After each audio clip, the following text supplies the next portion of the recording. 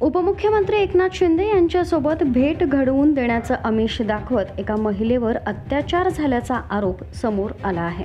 या प्रकरणात शिंदे सेनेचे पदाधिकारी राकेश मोरे यांचं नाव तक्रारीत नमूद करण्यात आलं असून त्यांच्या विरोधात गुन्हा दाखल करण्यात आलाय।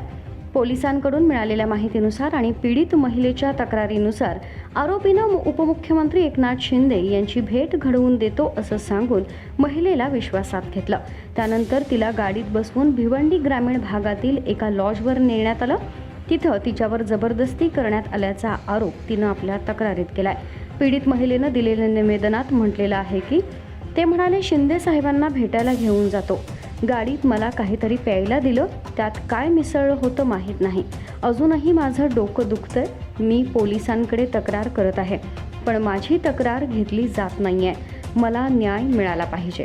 बोले मैं शिंदे साहब से मिलाने ले चलता हूँ तुमको, तुम मिले नहीं हो ना कभी तो मैं तुमको मिलाता हूँ, ऐसा बोल के लेके गए सर। और रास्ते में पानी पिलाए थे, ठंडा पिलाया था, उसमें क्या था मुझे नहीं पता सर। अभी तक मेरा सर दुख रहा है और मेरे साथ जबरदस्ती हुई है सर। और उल्टा पुलिस वाला मुझसे ही सवाल कर रहे हैं, मेरी कंप्लेंट भी नहीं लेने वो कर रहे हैं। मैं न्याय चाहती हूँ सर, मेरे साथ न्याय होना चाहिए, उसको सजा मिलनी चाहिए। या प्रकरणी पडघा पोलीस ठाण्यात राकेश मोरे यांच्या विरोधात अत्याचाराचा गुन्हा दाखल करण्यात आला असून पुढील तपास सुरू आहे। पोलिसांकडून घटनेची सखोल चौकशी केली जाते। दरम्यान या घटनेमुळे परिसरात संताप व्यक्त केला जात असून पीडितेला न्याय मिळावा अशी मागणी होत आहे।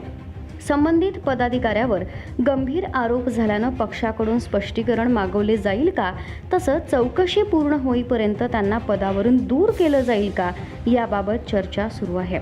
या घटनेवर शिंदे सेनेचे वरिष्ठ नेते काय भूमिका घेतात आणि पक्ष शिस्तभंगाची कारवाई करतो का, हे येत्या दिवसात स्पष्ट होईल।